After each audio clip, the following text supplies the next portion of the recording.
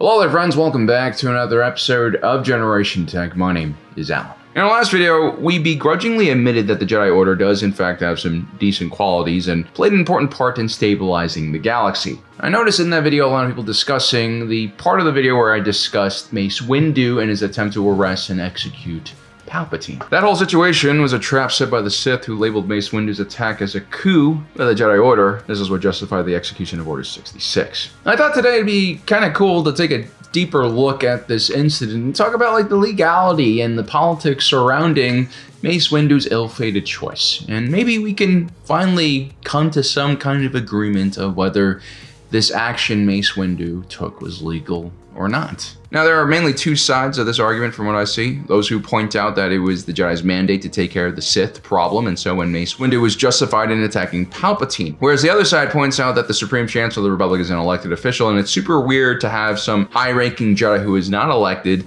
to step in and decide who can hold that office. And the beauty of the situation is like both sides have a point, and I think, you know, in practice, this is really a winner's take all or winner gets to write the history kind of situation. The Sith who set up this frame job understood how this whole showdown would look. They understood how vague the Jedi's actual mandate was and how much the populace trusted them. And so they took the most obvious course of action, which was to erode that trust that protected the Jedi by pulling them closer to the government's actions. This would lead to the Jedi getting involved in issues of governance and politics that they didn't really understand. As the Jedi became more and more associated to, administrations like Finis Valorum's, which was rife with corruption and cronyism, the Jedi's image also took a hit. But what never really changed was the unofficial nature of the Jedi's relationship with the Republic and the Grand Army of the Republic. The Jedi are not an official branch of the government or the military. They were only assigned to the JAR by an emergency decree. The only vow of loyalty they do take is to the Senate and its democratic procedures. And that was a problem because even though the Jedi didn't seek political power, they benefited greatly with allying themselves with Palpatine's government. They were now not only prominent in the judicial branch of government, the Jedi also had a great deal of control over the Republic military. And so as the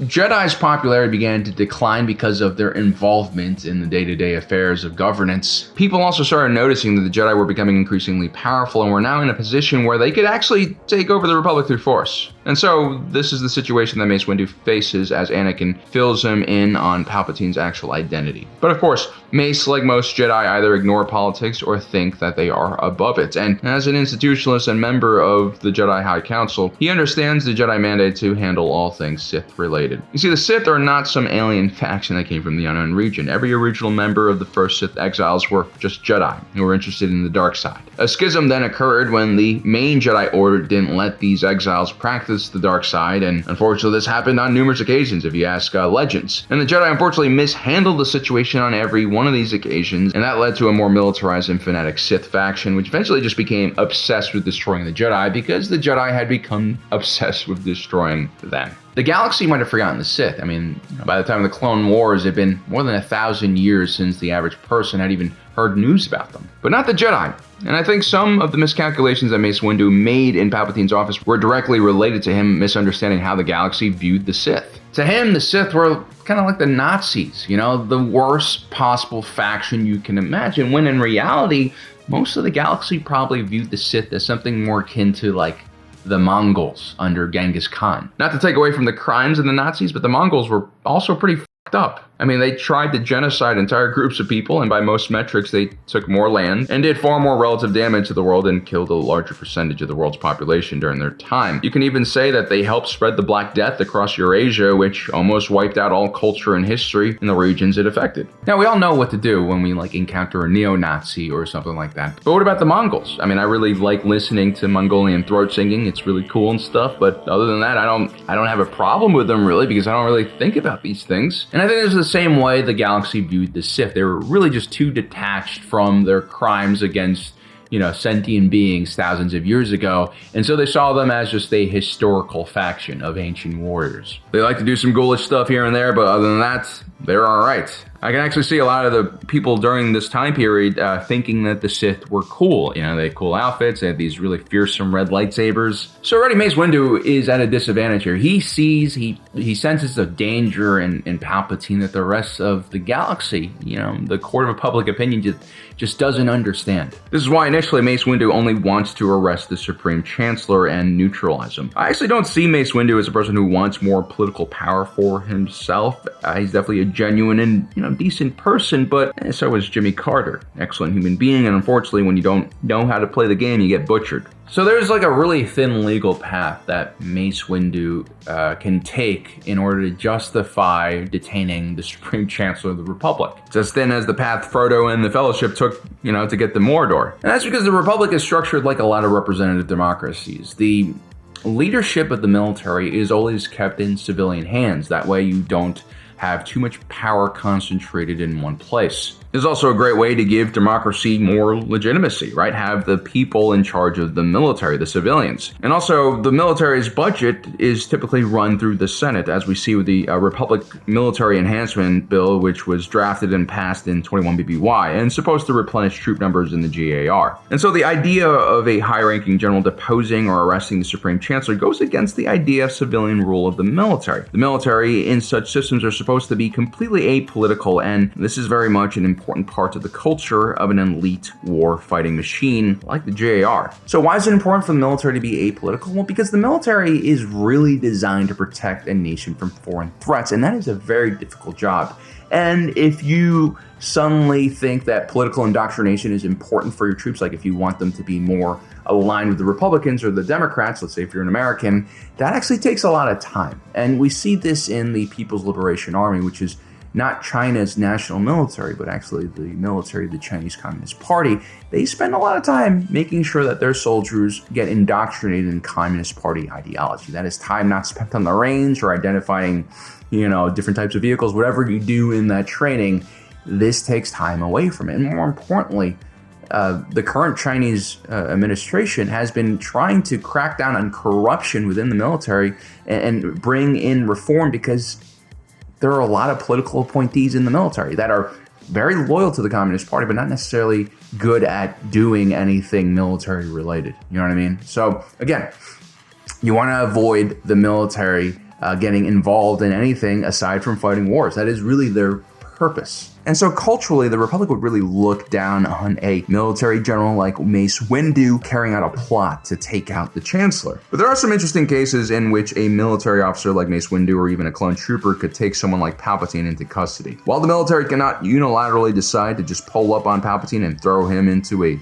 unmarked speeder van, the Senate most definitely could order the arrest of Palpatine for a variety of different reasons, and the military could be involved in seizing him and arresting him. In Legends, Order 66 was actually a part of a larger group of contingency orders for the Grand Army of the Republic. And out of the 150 orders, there are a lot more orders targeting the Supreme Chancellor of the Republic than there were targeting the Jedi. You have Order 4, for instance, which states, in the event of the Supreme Commander being incapacitated, overall GAR command shall fall to the Vice Chair of the Senate until a successor is appointed or alternative authority identified as outlined in Section 6. In this case, that would be Vice Chair of the Senate Masamita, a position similar to our Vice President here in America, who presides over Congress. And then there's Order 5. In the event of the Supreme Commander being declared unfit to issue orders as defined in Section 6, the Chief of the Defense Staff shall assume JAR command and form a strategic cell of senior officers until a successor is appointed or alternative authority identified. Now here's the interesting thing.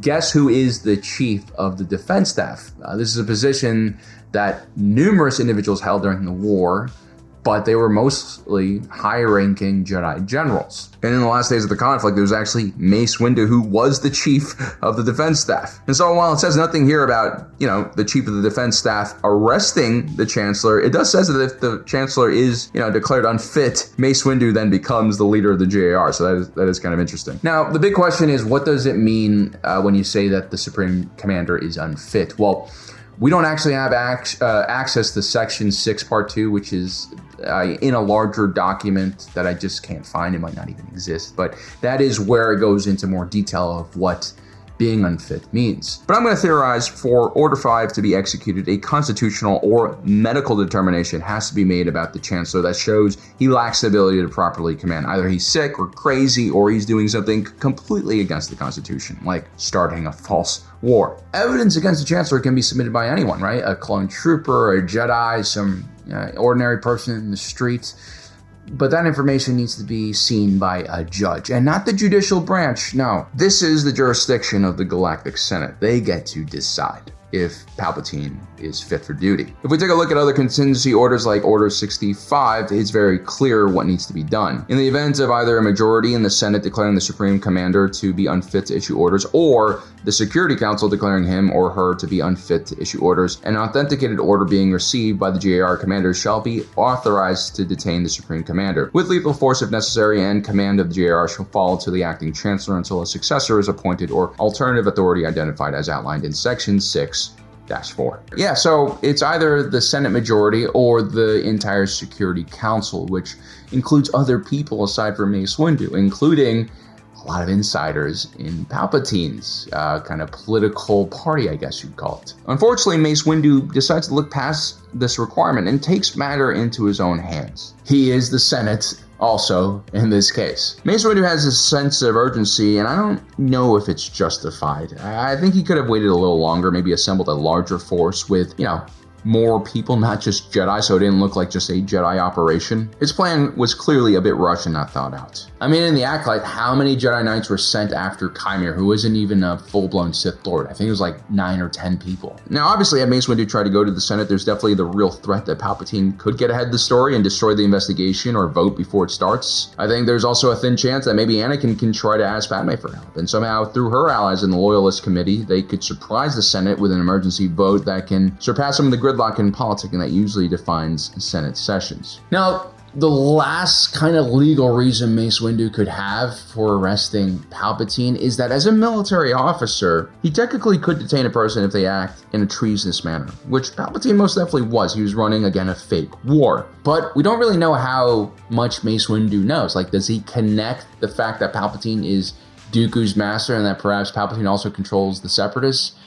I think he is the beginning of a theory, but he doesn't have concrete proof just yet. Now, there could be some ancient laws written in the Constitution or in some hidden parts of the legal system that bans the Sith from running for office in the Republic, but that would actually infringe upon the sentient rights of people, like their right to worship, various religions and beliefs. And so if there ever was a ban, it was probably not very permanent and not ingrained into the Constitution. It's probably more like an emergency decree that was passed during one of the many galactic wars of the Sith Empire, and probably by the time of the Clone Wars, it was either long forgotten or repealed. If anything, I don't think the Republic would have viewed the Sith running for office as a legitimate threat, because no one in their right minds in the Republic would probably vote for such a candidate. So if there is no law against the Sith holding office, if there's no concrete proof of treason, just a bunch of dots that Mace Windu is beginning to connect in his own head, then there isn't much of a case behind his action here other than that the Sith are evil and the Sith need to be arrested, which is not as strong of an argument as you think.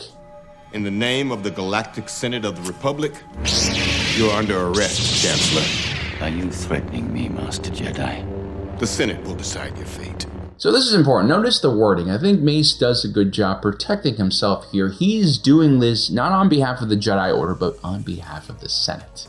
It's a good move. Mace is simply referring to the role the Jedi have as servants and defenders of the Republic and the Senate. He's willing to take the political hit of arresting the Chancellor because he believes that urgency is very important. Having a Sith in such a position is too dangerous. And so he's kind of taking the ask for forgiveness approach, right? All things considered, it's probably Mace Windu's best course of action other than not to act, which is something he kind of struggles at. So if you are going to do something, as Mace Windu was, obviously going to do, at least he's still in some kind of gray legal zone by saying that he's doing this on behalf of the Senate. Now, Mace and the Jedi draw their weapons first, but Palpatine attacks first. And not only that, he has a red saber and is clearly using Sith techniques. This only strengthens Mace Windu's case for arrest. The fact that the Chancellor resisted Mace Windu's authority is defendable, right? Because maybe the Jedi are trying to start a coup. But the second he starts whipping out those moves and exposes himself as a dangerous Sith, Mace Windu is justified to act. And he does act. He uses a pod form of lightsaber combat to absorb Palpatine's attacks and turns him back against him. Finally, Mace Windu does manage to disarm Palpatine and,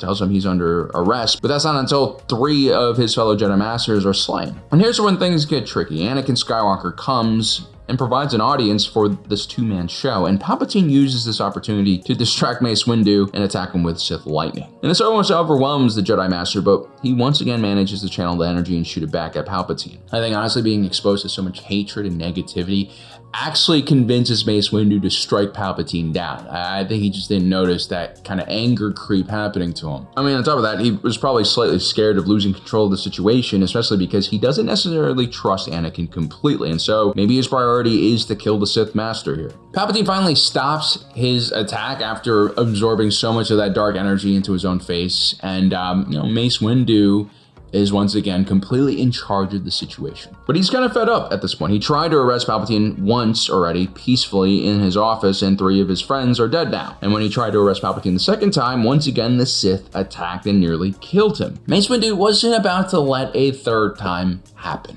And while that might be morally and strategically defensible, we really don't know what the self-defense laws are like in the Republic. Here in the United States, if you find yourself in an altercation, the laws actually differ on how you can react depending on which state you're in. Like some states have the stand your ground rule, which allows you to literally not move, stand your ground, and fight someone, maybe even shoot them if necessary. Mace Windu in such a jurisdiction would have probably been okay, legally speaking, to strike down Palpatine. But in other parts of the United States, you actually have a duty to retreat, which means that even if you are threatened by someone, as long as you have a way to escape and get out of harm's way, you're not really supposed to shoot or attack that individual. Mace Windu's attack on Palpatine in this situation would probably be deemed as illegal. Also, if we remove the fact that Palpatine and Mace Windu were combatants and, engaged in fighting, Palpatine is still a legally elected official, and oftentimes the president, the chancellor, the executive in such systems are protected under the Constitution or other laws from prosecution, because such investigations would distract the executive from running the country, and that is a big problem. We actually have these kind of laws in the United States, and a lot of countries actually have them all around the world. And this means like the president of the United States could literally get away with murder if he wanted to, at least from federal courts when he's still in office. State courts and public opinion can hold him accountable, and once he's out of office, the federal courts can go after him. I'm not sure if the Republic has these laws as well, but the point is the Supreme Chancellor, especially during times of conflict and war, has special protections that overlook any flaws or crimes they might commit. Because again, the importance of the office is too great, especially in the middle of a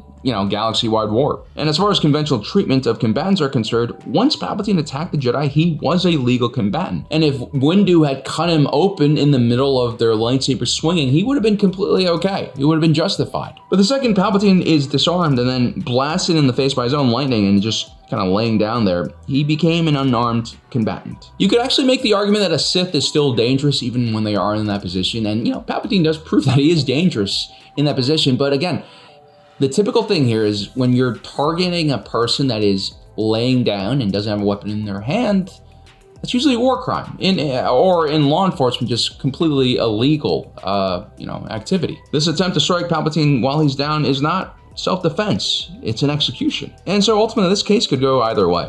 I think Mace Windu is morally, strategically correct for going after Palpatine. The Sith are insane and they are super dangerous, but we're a galaxy of rules, and a military leader, a general, cannot just take matters into his own hand and arrest and then try to kill the elected leader of the galaxy. The legality of Mace Windu's actions are tenuous at best, and honestly, in the court of law, these things really do matter. Although I think a grand jury could be very receptive to Mace's point of view here. If they understand the lengths the Sith went to create this unwinnable situation, this kill zone for the Jedi, this massive fake war, then I think Palpatine could get tried and arrested. But again, only we the fans really know the entire story. Only we the fans know what the galaxy will turn into once the Empire rises. Only we know about the Death Star and Alderaan, right? That's all in the future from this point. And if we take that knowledge out of the equation and look at the situation objectively and legally, the morality angle might be more difficult to defend because it is very highly speculative.